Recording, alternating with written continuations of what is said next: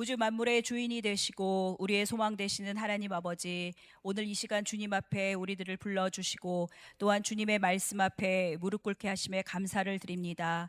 지난 2026년 상반기 동안 저희의 삶을 붙드시고 인도하여 주신 주님의 은혜에 감사를 드리며, 이제 2026년도 여름을 맞이하고 있사오니 무더위 가운데서도 우리들 모두 실족하지 않고 주님의 이름을 높이며 주님을 향한 열정으로 더욱더 주님과 가까이 할 수 있는 우리들이 될 수 있도록 하여 주시옵소서.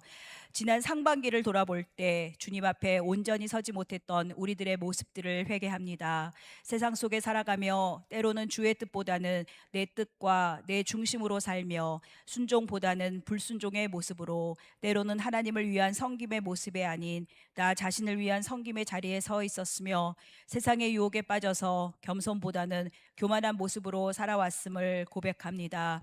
주님의 삶에 두려워하지 않고 주님을 외면하며 두려워하지 않았던 우리들의 삶을 이 시간 다시 한번 회개하오니 주님 용서하여 주시옵소서. 이 시간 우리 모두 진정으로 회개함으로 우리의 생각과 행동을 변화시켜 주시고 우리의 삶 모든 것이 주님 안에서 받아들여질 수 있도록 하여 주시옵소서. 이 시간 특별히 2026년 하반기 특별 저녁 예배로 모였습니다. 남은 하반기 동안에도 주님의 선하신 뜻 가운데 우리 모두 살아갈 수 있게 하여 주시기를 기도합니다. 주님은 우리들의 연약함을 아시오니 성령의 능력으로 채워주시사 우리 모두 주님 기뻐하시는 삶으로 채워질 수 있게 하여 주시옵소서. 특별히 우리 워싱턴 서울 장로교회를 위해서 기도합니다. 모든 성도들이 더욱더 깨어 근신하여 기도하게 하시고 하나님의 말씀을 마음판에 새기고 입술을 열 때마다 복음의 진리를 전하게 하시고 이웃을 사랑으로 섬기는 진실하고 생명 있는 우리 교회가 될 수 있게 하시며 성령으로 열매 맺는 귀한 시간들이 될 수 있도록 하여 주시옵소서. 우리의 작은 신음에도 귀 기울이시고 응답하시는 주님, 육신의 연약함으로 고통받고 있는 이들을 보살펴 주시고 치유해 주시기를 기도합니다. 또한 물질적으로 고통받고 있는 우리 성도님들에게는 경제적 회복을 시켜주시고, 또한 인간관계에 어려움이 있는 분들에게는 관계의 회복 등 우리 각자가 고통받고 있는 여러 가지 기도 제목들을 아시오니 주님 우리의 기도를 들어주시고 이 어려운 상황 속에서도 주의 음성을 듣게 하시며 주시는 말씀에 순종할 수 있는 은혜를 허락하여 주시옵소서.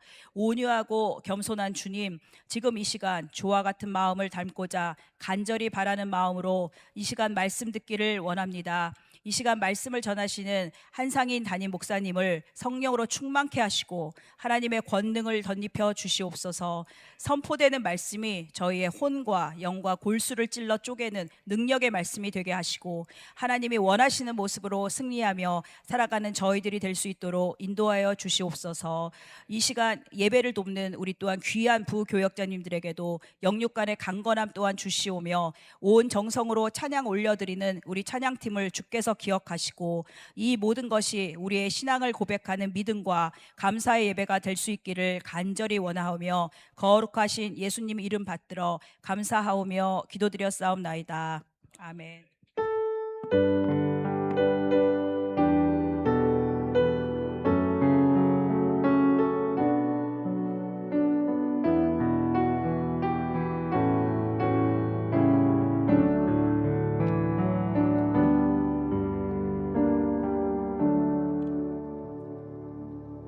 하나님의 뜻으로 그리스도 예수의 사도가 된 나 바울이 에베소에 사는 그리스도 예수를 믿는 성도들에게 이 편지를 씁니다.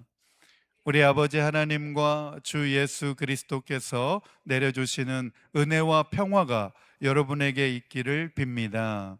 우리 주 예수 그리스도의 아버지이신 하나님을 찬양합시다. 하나님께서는 그리스도 안에서 하늘에 속한 온갖 신령한 복을 우리에게 주셨습니다. 하나님은 세상 창조 전에 그리스도 안에서 우리를 택하시고 사랑해 주셔서 하나님 앞에서 거룩하고 흠이 없는 사람이 되게 하셨습니다. 하나님은 하나님의 기뻐하신 뜻을 따라 예수 그리스도를 통하여 우리를 하나님의 자녀로 삼으시기로 예정하신 것입니다. 그래서 하나님이 하나님의 사랑하시는 아들 안에서 우리에게 거저 주신 하나님의 영광스러운 은혜를 찬미하게 하셨습니다. 우리는 이 아들 안에서 하나님의 풍성한 은혜를 따라 그의 피로 구속, 곧 죄 용서를 받게 되었습니다. 하나님은 우리에게 모든 지혜와 총명을 넘치게 주셔서 그리스도 안에서 미리 세우신 하나님이 기뻐하시는 뜻을 따라 하나님의 신비한 뜻을 우리에게 알려주셨습니다. 때가 차면 하늘과 땅에 있는 모든 것을 그리스도 안에서 그분을 머리로 하여 통일시키는 것입니다. 하나님은 그리스도 안에서 우리를 상속자로 삼으셨습니다. 이것은 모든 것을 자기 원하시는 뜻대로 행하시는 분의 계획에 따라 미리 정하신 일입니다. 그것은 그리스도께 맨 먼저 소망을 둔 우리로 하여금 하나님의 영광을 찬미하는 사람이 되게 하시려는 것이었습니다. 여러분도 그리스도 안에서 진리의 말씀, 곧 여러분을 구원하는 복음을 듣고서 그리스도를 믿었으므로 약속하신 성령의 날인을 받았습니다. 이 성령은 하나님의 소유인 우리가 완전히 구원받을 때까지 우리의 상속의 담보이시며 우리로 하여금 하나님의 영광을 찬미하게 하십니다. 아멘. 아멘. 한번 따라해 보겠습니다. 하나님의 영원하신 계획과 신령한 복, 그 복을 받으시기 바랍니다. 아멘. 오늘 우리 하반기 특별 저녁 집회 첫째 날 우리 함께 선포하겠습니다. 우리 세 가지 선포 있습니다. 자, 제가 하나 그러면 우리가 다 선포하시는 겁니다. 하나, 우리는 그리스도 안에 신령한 복을 붙든다. 둘, 우리는 하나님의 뜻을 따라 살아간다. 셋, 우리는 복음으로 세상을 변화시키는 하나님의 백성이다. 아멘. 아멘. 네, 이 선포가 참 중요합니다. 자꾸 우리가 입으로 시인해야 또 믿음이 생깁니다. 제가 초등학교 6학년 때 저희 반에 이제 현숙이라는 친구가 있었습니다. 그 친구는 저희 집에서 한 3분 거리에 사는 친구였고 집도 또 부유했습니다. 저희 동네에 뭐 기와집이 그렇게 많이 없었는데 그 친구의 집은 기와집이었습니다. 그리고 그 친구는 여자아이였는데 또래들보다 좀 이렇게 생각이 어른스럽고 성숙한 아이였습니다. 그리고 공부도 매우 잘했습니다. 반에서 뭐 1등, 항상 2등, 아니면 전교에서 항상 5등 안에 들고 무슨 뭐 경시대회다 뭐 그러면 항상 그 우승상을 받아오는 그런 아이였습니다. 그리고 이제 그 친구가 제 옆에 늘 이제 키가 커가지고 저랑 둘이서 이렇게 뒤쪽 이제 같이 앉았었는데 제 이제 짝꿍으로 앉았습니다. 그리고 이제 어느 날 이 2교시 수업 시간이 끝나고 이제 쉬는 시간이었습니다. 그래서 이제 제가 자리에 앉아 있었는데 이 현숙이라는 이 아이가 벌써 3교시 수업을 막 쉬는 시간에 미리 꺼내가지고 뭐 예습을 하면서 공부를 하고 있는 것입니다. 그래서 이제 그 모습을 제가 이렇게 보면서 호기심에 물었습니다. 행복은 성적순이 아닌데 너는 뭘 그렇게 열심히 공부해서 뭐 되려고 그러냐? 제가 그냥 이렇게 장난삼아 이렇게 물었습니다. 그랬더니 제가 그 애가 저를 이렇게 물끄러미 이제 쳐다보면서 무슨 말을 했냐면 지금도 그 말이 잊혀지지가 않습니다. 공부를 잘하면 그만큼 인생의 폭이, 선택의 폭이 많다는 겁니다. 그 어린 나이에 그 애가 그런 말을 하는 겁니다. 공부를 잘하면 인생에 선택할 수 있는 길이 많아져. 그러니까 너도 공부 열심히 해. 그러는 겁니다. 그때 저는 뭐 공부하는 것보다 노는 걸 더 좋아했거든요. 그래서 그 말을 듣는 순간 저는 적지 않게 놀랐습니다. 저는 한 번도 그런 깊은 인생의 고민을 해본 적이 없었습니다. 그냥 학교 다니면서 친구들과 어울려 노는 것이 저의 낙이었기 때문에 그렇습니다. 그래서 그 친구가 하는 말을 곰곰이 이제 집에 오면서 혼자 집에 걸어오면서 생각을 해보았습니다. 그러면서 공부를 왜 해야 되는지 그 목적에 대해서 어느 누구도 나에게 알려주질 않았는데, 심지어 우리 부모님, 우리 가족들조차도 왜 공부를 열심히 해야 되는지 알려주지 않았는데 이 친구가 한 말이 제 머릿속에 계속 맴도는 겁니다. 그리고 이제 어느덧 세월이 지났습니다. 그리고 저는 이제 중학생 때 저는 이제 교회를 다니고 있었고 그 아이는 교회를 안 다니고 있었는데 저는 이제 수련회 통해서 예수님을 만났고 주의 종이 되겠다고 서원을 하고 이제 그 길을 가고 있었습니다. 그리고 이제 신학교에 입학해서 신학생이 되었고, 그리고 광나루 장신대 신대원생이 되어서 신대원 공부를 막 하고 있었습니다. 제 고향이 이제 전라도니까 이제 고향에 내려올 수 있는 이제 날은 1년에 한두 번입니다. 명절 뭐 추석이나 설날 되면 이제 고향에 내려오는데, 고향에 내려와 가지고 가족들과 이야기하다가 문득 이제 시간이 많이 지났으니까 그 현숙이라는 아이 소식이 궁금한 겁니다. 걔는 그렇게 공부도 잘했고 했으니까 지금쯤 뭐 대단한 인물이 되었겠지, 좀 소식이 궁금한 겁니다. 그래서 어머니께 슬쩍 한번 물어보았습니다. 우리 옆에 저기 사는 그 현숙이라는 애 소식 알아? 그랬더니 어머니가 그 이야기를 해주는 겁니다. 이제 우리가 살고 있었던 그 동네에서 불과 한 3, 40분 떨어져 있는 도시가 있습니다. 순천이라고 하는 도시가 있는데, 그 순천에서 언니와 함께 미용실 헤어샵을 운영하고 있다, 그 이야기를 해주는 겁니다. 물론 뭐 제가 뭐 헤어샵 이게 뭐 대단하지 않다 뭐 그런 이야기가 아닙니다. 네, 그런 이야기가 아니니까 모든 직업은 다 귀한 일입니다. 단지 이제 그 친구와 저의 인생을 비교하는 경우입니다. 그 이야기를 들으면서 제 마음 가운데 그런 생각이 들었습니다. 저는 이제 그때 당시에 이제 전도사였고 신대원 이제 이렇게 다니고 있었으니까, 그 친구가 이제 순천에서 언니 헤어샵에서 미용사 일을 하고 있다는 그 이야기를 듣고서, 야, 그 친구는 초등학교 때 공부도 잘했고 중학생 때도 그랬고 고등학교도 전국에서 제일 공부 잘하는 아이들만 가는 학교에 그 아이가 들어갔습니다. 그러니까 전국 중학교에서 한 1, 2등 해야 갈 수 있는 순천여고라고 하는 그 고등학교에 들어갔습니다. 그 고등학교가 들어가기 힘든 학교입니다. 그러니까 공부 열심히 잘해서 좋은 학교에 들어갔는데, 그래서 저는 그 아이가 정말 두각을 나타내고 뭐 외교관이나 아니면 뭐 법조인이나 아니면 뭐 의사나 뭐 이런 계통으로 갈 줄 알았습니다. 그런데 이제 언니 도와서 미용실에서 헤어샵을 하고 있단다, 그 이야기를 이제 어머니에게 듣고서, 야, 우리의 인생이 우리가 예상한 대로만 흘러가지가 않는구나, 그런 생각이 들었습니다. 왜냐하면 초등학교 때 그 아이가 저에게 한 말이 있잖아요. 그렇죠? 공부를 잘하면 인생에 선택할 수 있는 폭이 넓어, 길이 넓어, 이렇게 했던 말이 있었지 않습니까? 그리고서 이제 제 삶을 돌아보았습니다. 저는 그냥 어릴 때 주일학교 다니고 또 그냥 교회 열심히 다녔습니다. 그냥 교회 오빠로 그냥 자란 겁니다. 교회 열심히 잘하고 뭐 그때 당시에 제가 공부를 그렇게 뭐 두각 있게 잘했던 것도 아니고. 그리고서 이제 이 현숙이라는 아이와 저를 이렇게 비교를 해보니까, 그 아이에 비하면 저의 인생은 정말 하나님 앞에 복을 받은 것입니다.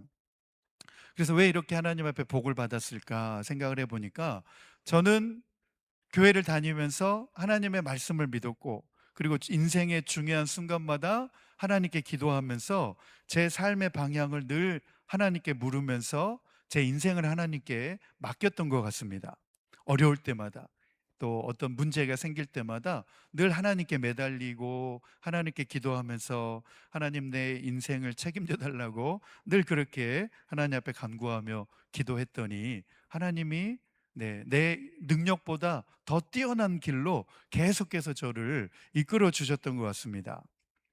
그래서 그런 생각이 들었습니다. 인생은 자신이 선택할 수 있는 폭을 넓히는 것도 중요하겠지만, 어느 길로 가야 되는지를 아는 것이, 다시 말해서 우리가 어느 길을 선택해야 되는지 아는 것이 더 중요하다는 것입니다.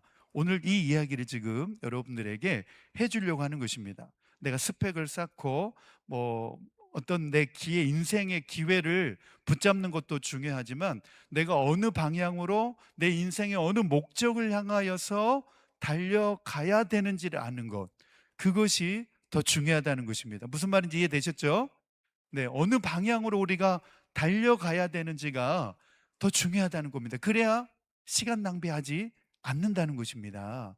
네, 어느 방향으로 달려가야 되는지 아는 것이 우리가 어떤 상황 속에서도 흔들리지 않은 삶을 살 수 있다는 것입니다. 그래서 첫 번째 주제로 우리가 배워야 할 것은 무엇이냐? 모든 역사와 피조물을 향한 하나님의 영원한 계획과 목적이 무엇인지를 알아야 된다는 것입니다. 그리고 그 계획 가운데서 그리스도 안에서 우리에게 베풀어 주신 모든 신령한 복이 무엇인지를 깨닫는 것이 중요하다는 것입니다. 현숙이는 이 사실을 못 깨달았지만 저는 깨달았습니다. 인생의 중요한 것이 무엇이고 인생의 참된 가치와 목적이 무엇인지를 저는 깨달았기 때문에 그 길로 하나님이 인도해 주시는 그 길로 이렇게 걸어오니까 정말 제가 상상하지도 못한 제 인생의 길이 펼쳐지게 된 것입니다. 할렐루야. 네, 그렇습니다. 그래서 이 사실을 오늘 여러분들에게 알려드리기 원합니다. 우리는 하나님의 뜻을 기꺼이 따를 때도 있지만 때로는 그 뜻을 알면서도 외면하거나 회피하기도 합니다. 왜냐하면 그 뜻이 내가 원하는 것과 다를 수도 있다라고 하는 사실 때문에 그렇습니다. 그 뜻을 알지만 하나님은 분명히 이것을 원하신다라는 것을 알지만 내가 원하는 것과 다르기 때문에 애써 외면합니다. 그리고 나의 계획과 욕심이 있기 때문에 그것을 쫓아가려고 더 하나님의 뜻을 외면하는 경우가 있습니다. 그리고 때로는 회피하기도 합니다. 하나님의 뜻을 알면서도 회피하는 것이죠. 내 욕심 때문에. 그런데 한편으로 하나님께서 무엇을 원하시는지 알기조차도 두려워할 때도 있습니다. 그렇다면 우리가 따라야 할 하나님의 뜻이 무엇인가? 그리고 하나님께서는 어떤 계획을 갖고 계시고 세상을 다스리고 우리를 왜 부르셨는가? 이 질문에 대하여서 사도 바울은 우리가 읽었던 이 에베소서 1장에서 매우 고차원적인 수준 높은 이야기를 지금 해주고 있습니다. 에베소 교인들에게 굉장히 고차원적인 수준 높은 이야기를 해주고 있습니다. 제가 오늘 교회 오면서 차 안에서 제 아내와도 이 이야기를 잠깐 나눴는데 상당히 이 에베소서 1장의 내용을 읽어보면 수준 높은 이야기입니다. 굉장히 기독교 교리의 아주 그 수준 높은 이야기를 사도 바울이 지금 해주고 있습니다. 그래서 첫 번째로 에베소서 1장 3절에서 6절 말씀에 보면 사도 바울은 하나님께서 우리에게 놀라운 영적 복을 주셨다라고 선포하고 있습니다. 우리 3절에서 6절 말씀 다시 한번 읽겠습니다. 시작. 우리 주 예수 그리스도의 아버지이신 하나님을 우리 찬양합시다. 하나님께서는 그리스도 안에서 하늘에 속한 온갖 신령한 복을 우리에게 주셨습니다. 하나님은 세상 창조 전에 그리스도 안에서 우리를 택하시고 사랑해 주셔서 하나님 앞에서 거룩하고 흠이 없는 사람이 되게 하셨습니다. 하나님은 하나님의 기뻐하신 뜻을 따라 예수 그리스도를 통하여 우리를 하나님의 자녀로 삼으시기로 예정하신 것입니다. 그래서 하나님이 하나님의 사랑하시는 아들 안에서 우리에게 거저 주신 하나님의 영광스러운 은혜를 찬미하게 하셨습니다. 아멘. 이 기독교의 중요한 교리가 다 나옵니다. 택정, 예정, 그리고 거저 주신 하나님의 은혜라고 하는 이 내용들이 여기에 지금 다 나오고 있습니다. 사도 바울은 하나님께서 우리에게 신령한 복을 주셨다, 그 사실을 우리가 기억해야 되고 깨달아야 된다고 말하고 있는데 창세전에 우리를 택하셨다는 거예요. 할렐루야. 저와 여러분을 창세전에 하나님이 택하셨습니다. 미리 선택하시고 사랑하셔서 거룩하고 흠이 없는 존재로 부르셨다는 거예요. 하나님의 형상, 이마 고대히 하나님의 형상으로 우리를 회복시키기를 원하신다는 거예요. 그게 하나님의 계획이고 뜻이고 목적이라는 것입니다. 그런데 그 하나님의 형상을 왜 우리가 잃어버렸죠? 아담과 하와가 범죄함으로 말미암아서 하나님의 그 형상이 완전히 타락해 버렸다는 것입니다. 그리고 하나님은 다시 우리를 하나님의 자녀로 삼으시기 위하여서 미리 예정하셨다. 예수 그리스도를 통하여서 예수 그리스도를 우리에게 보내주시기로 이미 태초 전부터 예정을 해 놓으셨다는 것입니다. 우리를 하나님의 자녀로, 우리의 형상을 우리가 잃어버리도록 우리를 다시 회복시키시려고 하는 그 예정하심이 이미 하나님의 손 가운데, 계획 가운데 들어있었다는 것입니다. 그리고 그것은 우리가 어떤 공로를 통하여서 획득되어지는 것이 아니라 전적인 하나님의 은혜라는 것입니다. 할렐루야. 이 은혜는 값없이 거저 주시는 전적인 하나님의 은혜이기 때문에 하나님의 영광스러운 은혜다라고 사도 바울이 말하고 있습니다. 그 은혜를 저와 여러분이 값없이 받게 해주죠. 누구든지 예수 그리스도를 믿기만 하면 모든 죄에서 사함을 받고 하나님의 자녀가 되는 권세를 받았으니 하나님의 자녀가 된 줄로 믿습니다. 그 다음에 두 번째로 이 7절부터 12절에서 우리가 그러면 그리스도 안에서 누리는 복이 무엇인지를 더 구체적으로 설명을 해주고 있습니다. 우리 7절부터 12절 우리 교독께서 읽겠습니다. 7절 우리는 이 아들 안에서 하나님의 풍성한 은혜를 따라 그의 피로 구속 곧 죄 용서를 받게 되었습니다. 하나님은 우리에게 모든 지혜와 총명을 넘치게 주셔서 그리스도 안에서 미리 세우신 하나님이 기뻐하신 뜻을 따라 하나님의 신비한 뜻을 우리에게 알려주셨습니다.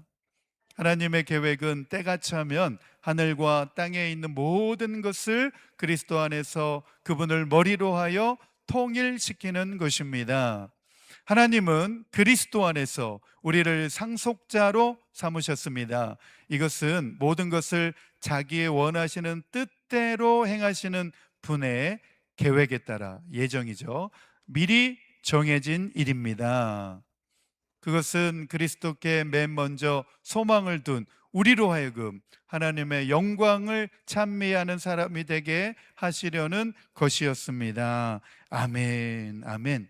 네, 우리가 그리스도 안에서 누릴 수 있는 복이 뭐냐? 풍성한 은혜라는 거예요. 하나님의 자녀됨으로 인하여서 누릴 수 있는 풍성한 은혜와 복.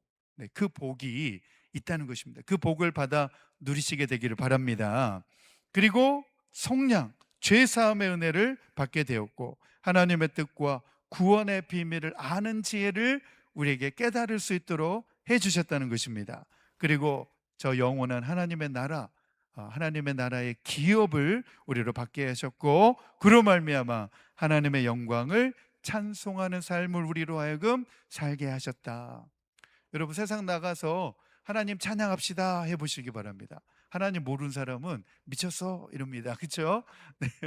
그러나 하나님을 알게 된 하나님의 자녀된 우리들은 찬양하면 눈물 흘리며 찬양하고 기도하지 않습니까? 오늘도 막 뜨겁게 찬양하니까 막 손들고 찬양하고 눈물 흘리며 찬양하고 그 은혜에 감사하면서 찬양하는 거. 우리가 열심히 공부해 가지고 깨달은 사실이 아니란 거 아시죠? 네, 성령님께서 우리로 하여금 깨닫게 하여 주셨기 때문에 그 하나님의 은혜가 얼마나 감사하고 그 하나님의 은혜가 얼마나 측량할 수 없는 은혜인지를 우리가 깨달았기 때문에 찬양할 때 우리 감사하면서 눈물 흘리면서 두 손 높이 들고 우리 천부여 의지 없어서 주 앞에 옵니다. 우리 그렇게 찬양하고 고백할 수 있게 된 것 아니겠습니까? 이처럼 놀라운 하나님의 은혜가 우리 안에 부어졌다는 것입니다. 그래서 이번 하반기 특별 전작 3일 동안의 주제가 놀라운 은혜입니다. 이 놀라운 은혜를 저와 여러분이 다시 한번 우리 마음 가운데 되새기실 수 있게 되기를 축복합니다. 마지막 세 번째로 사도 바울은 이러한 권면을 전한 후에 끝으로 에베소 교인들을 위해서 간절히 기도하는 내용이 18절에서 19절에 나옵니다. 우리 같이 읽겠습니다. 에베소 교인들을 얼마나 사랑했는지 사도 바울의 그 사랑의 마음이 이 기도 가운데 다 들어 있습니다. 우리 17절에서 19절 시작. 우리 주 예수 그리스도의 하나님이신 영광의 아버지께서 지혜와 계시의 영을 여러분에게 주셔서 하나님을 알게 하시고 여러분의 마음에 눈을 밝혀 주셔서 하나님의 부르심에 속한 소망이 무엇이며 성도들에게 베푸시는 하나님의 영광스러운 상속이 얼마나 풍성한지를 여러분이 알게 되기를 바랍니다. 또한 믿는 사람들인 우리에게 강한 힘으로 활동하시는 하나님의 능력이 얼마나 엄청나게 큰지를 여러분이 알기를 바랍니다. 아멘. 알게 되시기를 바랍니다. 아멘. 아멘. 하나님의 부르심에 속한 소망이 무엇인지를 알게 되기를 원하고 성도들에게 베푸시는 하나님의 영광스러운 상속이 얼마나 풍성한지를 알게 되기를 바라고 믿음의 은혜와 복을 받아 누리시기 바랍니다. 하나님은 다 지금 우리에게 쏟아 부어 주시려고 예배해 놓으셨다는 것입니다. 우리가 그것을 안 받으면 우리만 손해인 겁니다. 세 번째로, 믿는 사람들이 우리에게 강한 힘으로 활동하시는, 능력 있게 활동하시는 하나님의 능력이 얼마나 엄청나게 큰지를 여러분이 알게 되기를 바랍니다. 저는 알았습니다. 제 인생 가운데 되돌아보면 제 힘과 능력, 제 지혜로는 할 수 없는데 하나님이 여기까지 저를 이끌어 주신 것을 보면 하나님의 능력이 얼마나 엄청나게 큰지를 저는 지금도 고백합니다. 이건 다 하나님의 능력입니다. 믿는 자에게는 능치 못할 일이 없는 줄로 믿습니다. 그래서 사도 바울은 성도들이 단지 복음을 아는 데서만 머무르는 것이 아니라 하나님을 더욱 깊이 알고 하나님 아버지가 어떠한 분이시라는 사실을 더 깊이 경험해서 알게 되어지고, 그리고 그 경험을 통하여서 받은 은혜를 깨닫게 되어지고, 그리고 하나님이 왜 그런 은혜를 부어주시려고 하는지 그 부르심에 합당한 삶을 살아가도록 성도들에게, 이 에베소 교인들에게 권면하고 독려하고 있는 것을 볼 수가 있습니다. 바로 이 말씀이 오늘 우리에게 주시는 말씀으로 붙잡아야 되는 줄로 믿습니다. 그래서 성도의 삶은 우리는 세상의 가치와 문화를 따라가는 삶이 아니라 우리는 예수 그리스도 안에서 예수 그리스도를 닮아가고 예수 그리스도의 복음의 능력으로 우리는 세상을 변화시키는 삶으로 나아가야 되는 줄로 믿습니다. 그래서 우리 실천을 위한 적용 첫 번째, 우리 같이 읽겠습니다. 시작. 우리는 예수 그리스도를 믿음으로 하나님의 구속을 받고 하나님의 자녀가 되었습니다. 우리는 더 이상 옛사람이 아닙니다. 세상에 속한 사람이 아니라 하나님 나라의 시민권자고 하나님 나라의 자녀가 되었습니다. 더 이상 죄의 욕망, 세상의 성공과 쾌락을 우리의 삶의 기준으로 삼지 않아야 됩니다. 하나님의 말씀과 복음의 삶을 기준으로 우리 삼아야 되겠습니다. 왜냐하면 이 시대마다 정말 하나님을 대적하는 일들이 늘 있어 왔습니다. 오늘뿐만 아니라 과거로 거슬러 올라가 보면 그 시대마다 다 하나님을 대적하는 일들이 있었습니다. 노아 시대 때 악이 관영한 시대다. 우리 창세기 6장 5절 말씀 같이 읽겠습니다. 시작. 주님께서는 사람의 죄악이 세상에 가득 차고 마음에 생각하는 모든 계획이 언제나 악한 것뿐임을 보시고서, 하나님은 하나님의 형상대로 우리를 부르셨고 하나님의 자녀됨으로 우리를 살라고 모든 계획과 뜻을 다 이루어 놓으셨는데 노아 시대 때 그렇지 않았다는 것입니다. 그리고 소돔과 고모라 때도 보면 죄가 관영한 사회였습니다. 우리 창세기 18장 20절 시작. 주님께서 또 말씀하셨다. 소돔과 고모라에서 들려오는 저 울부짖는 소리가 너무 크다. 그 안에서 사람들이 엄청난 죄를 저지르고 있다. 하나님의 뜻과는 전혀 상관없이 살아가니까 죄로 말미암아서 울부짖는 소리가 너무 크다니까 하나님이 그 소리를 들으신 겁니다. 그리고 사사시대는 어땠습니까? 각기 자기 소견에 오른 대로 살았더라는 겁니다. 우리 사사기 21장 25절 같이 읽겠습니다. 사사기 시작. 그때에는 이스라엘의 왕이 없었으므로 사람들은 저마다 자기의 뜻에 맞는 대로 하였다. 자기의 뜻에 맞는 대로. 이스라엘의 왕은 하나님이십니다. 하나님. 이스라엘에 하나님이 없으므로, 하나님을 왕으로 모시지 않았으니까 이스라엘 사람들은 저마다 자기 원하는 대로, 정욕대로, 자기 원하는 대로, 욕심대로, 탐욕대로 그렇게 살아갔다는 것입니다. 이사야 시대는 어떻습니까? 하나님을 버려버렸습니다. 하나님의 선민이라고 자부하였던 그 백성들이 하나님을 떠나버렸습니다. 그리고 형식적인 껍데기 신앙을 가지고 있었습니다. 이사야 1장 4절 말씀 시작. 슬프다 죄 지은 민족, 허물이 많은 백성, 흉악한 종자, 타락한 자식들, 너희가 주님을 버렸구나. 이스라엘의 거룩하신 분을 업신여겨서 등을 돌리고 말았구나. 하나님을 버려버렸다는 겁니다. 그리고 예수님 시대는 어땠습니까? 참 진리이신 예수님이 이 땅에 오셨는데 그 예수님조차도 거부한 시대였습니다. 우리 요한복음 1장 10절에서 11절 같이 읽겠습니다. 시작. 그는 세상에 계셨다. 세상이 그로 말미암아 생겨났는데도 세상은 그를 알아보지 못하였다. 그가 자기 땅에 오셨으나 그의 백성은 그를 맞아들이지 않았다. 하나님의 뜻을 이 땅 가운데 실현하시기 위하여서 하나님은 예수님 보내주셨음에도 불구하고 그 백성들의 마음이 얼마나 완악하였는지 하나님의 뜻에는 관심이 없었다는 겁니다. 진리 가운데 오신 예수님조차도 그들이 맞아들이지 않았다는 것입니다. 그 이후에 사도 바울 시대도 어떻습니까? 타락한 세상, 어두운 세상이었습니다. 그래서 사도 바울은 믿는 그리스도인들이 세상에 빛이 되어야 된다라고 말합니다. 우리 빌립보서 2장 15절입니다. 시작. 그리하여 여러분은 흠이 없고 순결해져서 구부러지고 뒤틀린 세대 가운데서 하나님의 흠 없는 자녀가 되어야 합니다. 그리하면 여러분은 이 세상에서 별과 같이 빛날 것입니다. 아멘. 이 시대가, 사도 바울의 그 시대가 구부러지고 뒤틀린 어그러진 세대라는 겁니다. 아무리 하나님의 복음을 전하여도 받아들이지 않는다는 것입니다. 그러나 여러분은 하나님의 흠없는 자녀가 되어야 합니다.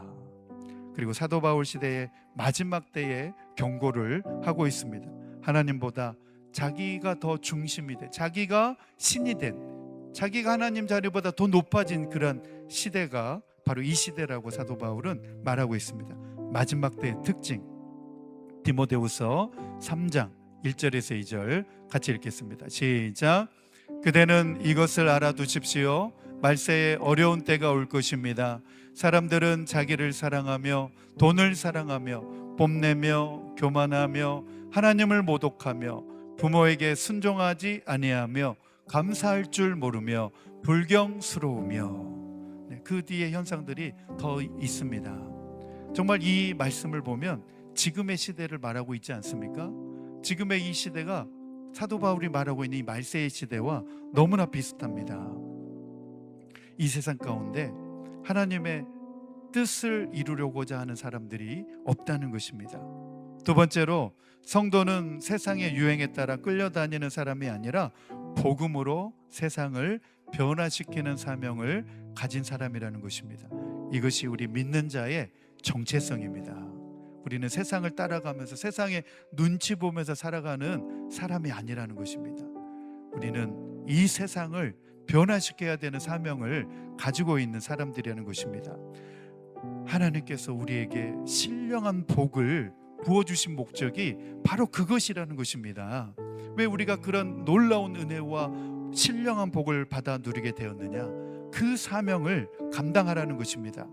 우리의 삶을 통하여서 하나님의 뜻이 드러나고 하나님의 나라가 이 땅 가운데 확장되어지고 이 세상을 진리의 말씀으로 변화시키라는 것입니다. 그것이 바로 우리가 받은 사명이라는 것입니다. 여러분, 지난 2026년 3월 3일에 기독신문에 발표된 기독교 윤리 실천운동에서 여론조사를 했습니다. 한국 교회를 종합적으로 볼 때 얼마나 신뢰하십니까? 라는 여론조사를 했습니다. 그 신뢰조사에서 몇 퍼센트가 나왔을 것 같습니까? 17%. 아이고, 안타깝습니다. 우리 그림 하나 보겠습니다. 한국교회 전반적 사회적인 신뢰도 2026년도 3월에 조사를 했는데, 기독교 신뢰한다 19%, 신뢰하지 않는다 75.4%. 여기에서 더 세분화되면 매우 신뢰한다 4.2%, 약간 신뢰한다 14.8%, 약간 신뢰한다 14.8%, 신뢰하지 않는다 응답이 75%. 이 갭이 무려 56.4%가 납니다. 차이가 납니다. 그런데 제가 이 조사를 보면서 안타깝기도 했지만 이 조사를 묵상하면서 그런 생각이 들었습니다. 한국 기독교 인구 가운데 3분의 1 이상이 한국 인구 가운데 3분의 1 이상이 기독교인들인데 3분의 1 이상이면 지금 몇 프로가 돼야 됩니까? 기독교인들만 선호한다 해도 30%가 넘어야 되는데, 이게 지금 조사를 보면 한국 기독교인들도 한국 교회를 신뢰하지 않는다라고 지금 대답을 한 겁니다. 이게 지금 굉장히 두렵고 떨리는 일 아닙니까? 기독교인들조차도 교회를 신뢰하지 않는다는 것입니다. 그리고 우리 그 다음 그림 보겠습니다. 그 다음 그림. 그러면은 종교 중에서 어떤 종교를 가장 신뢰하느냐 이렇게 또 물었습니다. 1위가 불교입니다. 2위가 천주교, 3위가 개신교, 그리고 없음, 모름 그렇게 이어지는데, 타 종교와 비교해서 기독교의 호감도 신뢰도는 꼴등입니다. 꼴등입니다. 저는 뭐 이 조사를 보면서 목회자로서 충격을 받았습니다. 제가 그래도 중학교, 고등학교 신앙생활 할 때만 해도 버스 타가지고 성경 보고 있으면 옆에서 와가지고 교회 다니냐고, 나도 교회 다닌다고 하면서 서로 막 교회 다니는 것을 자부심으로 여기면서 막 칭찬해주고 좋아하던 그런 시대였는데, 어쩌다가 이 시대에는 기독교가 개독교라고 불리면서 이제는 일반 사회뿐만 아니라 기독교인들이라고 하는 신앙인들조차도 교회를 신뢰하지 않는다라고 지금 대답한다는 겁니다. 이거 지금 우리가 다시 한번 심각하게 생각해 보아야 되는 문제인 것입니다. 왜냐하면 이게 지금 어느 교회, 특정 교회만을 말하는 게 아닙니다. 우리 전반적인 우리 기독교 전체를 말하고 있기 때문에 그렇습니다.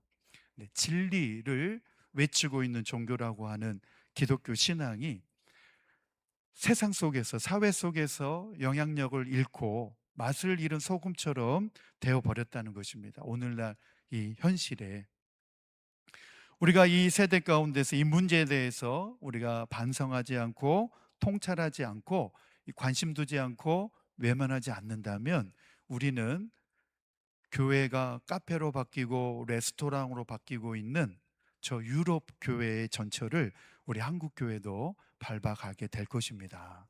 벌써 한국 교회 어느 교회가 카페로, 베이커리 카페로 팔렸습니다.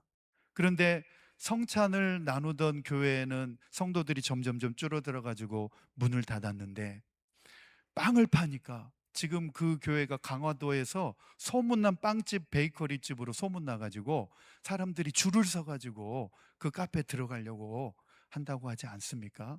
놀라운 일입니다. 성찬의 빵은 관심이 없지만 일반 빵에는 세상 사람들이 그렇게 관심이 많아져 버렸다는 것입니다. 여러분, 요즘 우리는 주님이 다시 오실 날이 가까워지고 있다. 오늘날 이 시대적인 현상을 보면 저는 문득 그런 생각이 듭니다. 이번에 베네수엘라에 지진 7.3 지진이 일어나면서 뉴스 보니까 대략 한 10만 명 이상이 사망했을 가능성이 있다. 이렇게 지금 이야기를 하면서 베네수엘라 지진뿐만 아니라 일본, 뭐 필리핀, 여기저기에서 지금 지진이 꿈틀대고 있고, 하와이에서도 지금 화산이 다시 분화를 시작을 하고, 각처에서 지진과 자연재해들이 빈번하게 일어나고 있습니다. 성경이 말하고 있는 마지막 때의 징조와 너무나 유사하게 지금 흘러가고 있습니다. 이 태평양의 불의 고리 이야기가 지금 뉴스에서 계속해서 화제가 되고 있습니다. 캘리포니아도 지금 어젠가 그젠가 또 지진이 일어났다고 하는 거 보니까 앞으로도 대지진이 일어날 확률이 많다 그러고, 일본도 그렇습니다. 일본도 몇십 년 안에 대지진이 일어날 것이다. 일본에서도 그렇게 이야기를 합니다. 이 불의 고리를 중심으로 해가지고 지진 활동이 활발하게 보고되면서 이제는 이 시대적인 징조를 우리가 그냥 간과해서는 안 되는 그런 시대 상황이 되는 것 같습니다. 여러분, 오늘날 우리는 우리의 신앙의 현 주소가 어디에 서 있는지를 우리는 민감하게 점검을 해 보아야 됩니다. 경건의 모양은 있지만 능력은 잃어버리고, 예배는 형식이 되어버리고, 삶은 복음과 동떨어져 있지 않는가를 우리는 늘 나 자신부터 돌아봐야 된다는 것입니다. 어떤 분들 중에는 기복주의 신앙을 말하고 있습니다. 기복주의 신앙. 그런데 저는 기복주의 신앙이라도 있으면 다행이라고 생각이 됩니다. 그런 분들은 적어도 복을 하나님께 기대하고 있기 때문에 그렇습니다.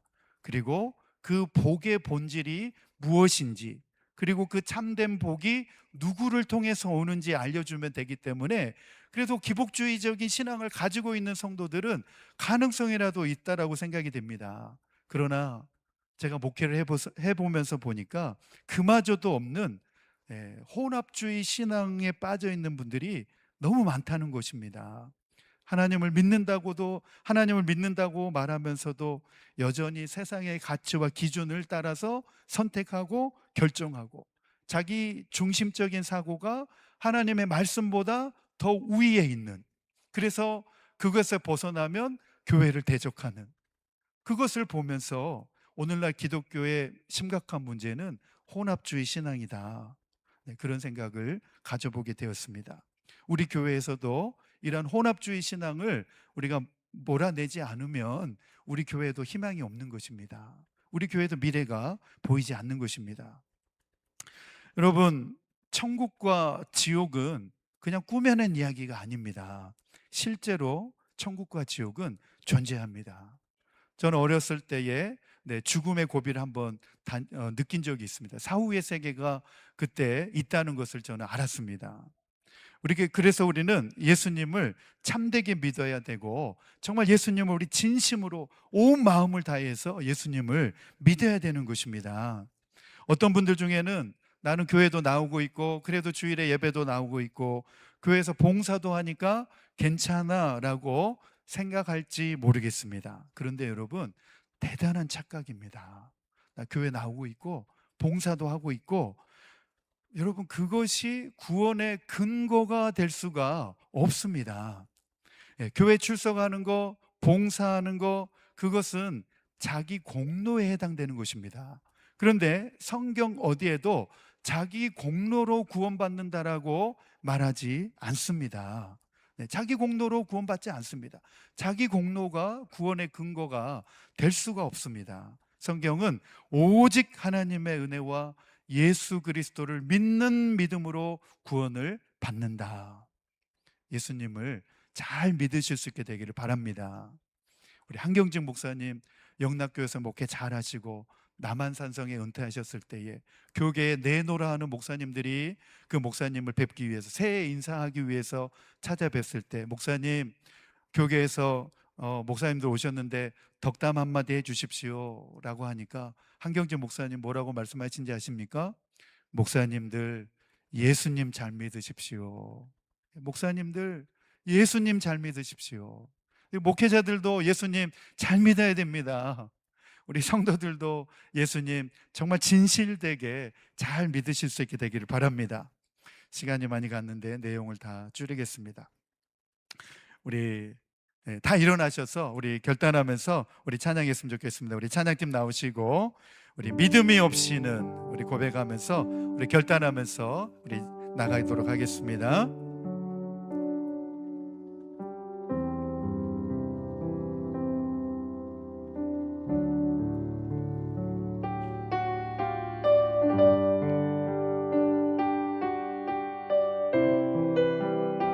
생소한 찬양이지만 우리 가사를 생각하면서 같이 한번 따라 불러보겠습니다. 주님, 제 마음이 너무 둔해서 주님을 볼 수 없습니다. 이 땅에 속하여 이 땅만 보다가 주님 손을 놓쳤습니다. 나는 나그네로 왔는데 왜 주저앉게 되었나. 나는 청지기인데 언제부터 내 삶의 주인이 되어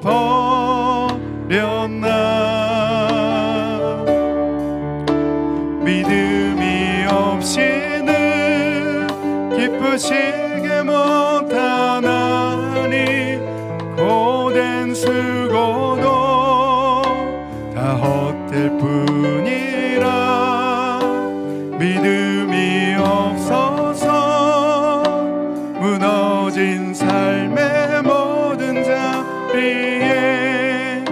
다시 주님을 기다리. 주님, 제 마음이 너무 둔해서, 주님, 제 마음이 너무 둔해서 주님을 볼 수 없습니다. 이 땅에 속하여 이 땅만 보다가 주님 손을 놓쳤습니다. 나는 나그네로 왔는데 왜 주저앉게 되었나. 나는 정직인데 언제부터 내 삶의 주인이 되어 버렸나. 믿음이 없이는 기쁘시게 못하나니 고된 수고도 다 헛될 뿐이라. 믿음이 없어서 무너진 삶의 모든 자리에 다시 주님을 기다립니다. 다시 주님을 기다립니다.